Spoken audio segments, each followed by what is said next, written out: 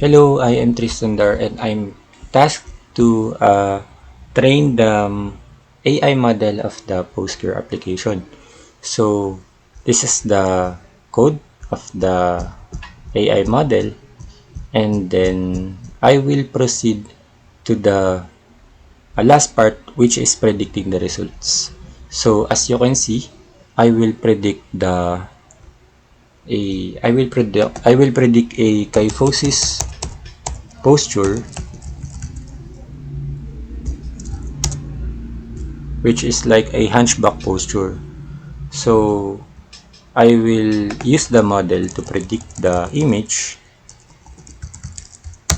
and then as you can see, it correctly predicts the label of the image. So for the second one, I will predict a good posture, which is a normal class. So this is a normal posture, and then I will use the model to predict the posture of the image. Normal.